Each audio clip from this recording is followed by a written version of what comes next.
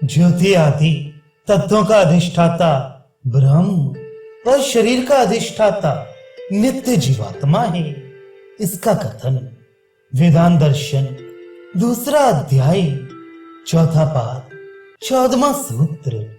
ज्योति आदि तत्व जिसके अधिष्ठान बताए गए हैं वह तो ब्रह्म ही है, क्योंकि दूसरी जगह भी श्रुति के द्वारा उसी को अधिष्ठाता बताया गया है।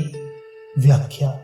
श्रुति में कहा गया है कि उस जगत कर्ता परम देव ने विचार किया कि मैं बहुत हूं, तब उसने तेज की रचना की, फिर तेज ने विचार किया इत्यादि। इस वर्णन में जो तेज आदि तत्व में विचार करने वाला उनका अधिष्ठाता बताया गया है वह परमात्मा ही है, क्योंकि तैत्तरीय उपनिषद में कहा है कि इस जगत की रचना करके उसने उसमें साथ साथ प्रवेश किया। इसलिए यही सिद्ध होता है कि परमेश्वर ने ही उन तत्वों में अधिष्ठाता रूप से प्रविष्ट होकर विचार किया, स्वतंत्र जड़ तत्वों ने नहीं। अब यहाँ यह जिज्ञासा होती है कि यदि वह परब्रह्म परमेश्वर ही उन आकाश आदि तत्वों का अधिष्ठाता है, तब तो प्रत्येक शरीर का अधिष्ठाता भी वही होगा।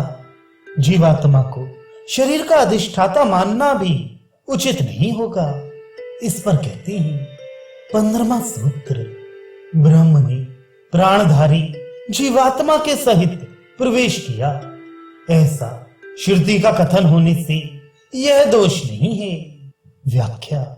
श्रुति में यह भी वर्णन आया है कि इन तीनों तत्वों को उत्पन्न करने के बाद उस परम देव ने विचार किया, अब मैं इस जीवात्मा के सहित इन तीनों देवताओं में प्रविष्ट होकर नाम रूपों को प्रकट करूं।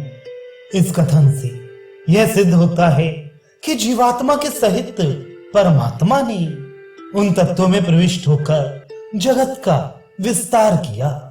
इसी प्रकार ऐतरेय उपनिषद के पहले अध्याय में जगत की उत्पत्ति का वर्णन करते हुए यह बताया गया है कि जीवात्मा को सहयोग देने के लिए जगत कर्ता परमेश्वर ने सजीव शरीर में प्रवेश किया तथा मुंडक और श्वेताश्तर में ईश्वर और जीव को दो पक्षियों की भांति एक ही शरीर रूपी वृक्ष पर स्थित बताया गया है। इसी प्रकार कठोपनिषद में भी परमात्मा और जीवात्मा को हृदय रूप गुहा में स्थित कहा गया है। इन सब वर्णनों से जीवात्मा और परमेश्वर इन दोनों का प्रत्येक शरीर में साथ साथ रहना सिद्ध होता है। इसलिए जीवात्मा को शरीर का अधिष्ठाता मानने में किसी प्रकार का विरोध नहीं है। श्रुति में तत्वों की उत्पत्ति के पहले या पीछे भी जीवात्मा की उत्पत्ति का वर्णन नहीं आया। फिर उस परमेश्वर ने सहसा यह विचार कैसे कर लिया कि इस जीवात्मा के सहित मैं इन तत्वों में प्रवेश करूं। ऐसी जिज्ञासा होने पर कहते हैं 16वां सूत्र। उस जीवात्मा की नित्यता प्रसिद्ध होने के कारण भी उसकी उत्पत्ति का वर्णन न करना उचित ही है। व्याख्या।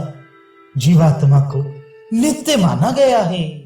सृष्टि के समय शरीरों की उत्पत्ति के साथ साथ गौण रूप से ही उसकी उत्पत्ति बताई गई है। वास्तव में उसकी उत्पत्ति नहीं मानी गई है।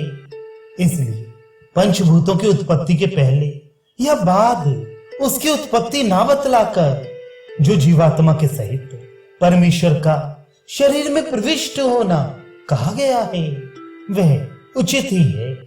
उसमें किसी प्रकार का विरोध नहीं है। श्रुति में प्राण के नाम से इंद्रियों का वर्णन आया है।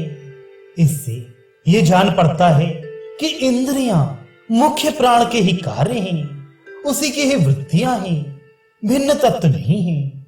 अथवा यह अनुमान होता है कि चक्षु आदि की भांति मुख्य प्राण भी एक इंद्रिय है, उन्हीं की जाति का पदार्थ है। ऐसी दशा में वास्तविक बात क्या है, इसका निर्णय अगले प्रकरण में करेंगे।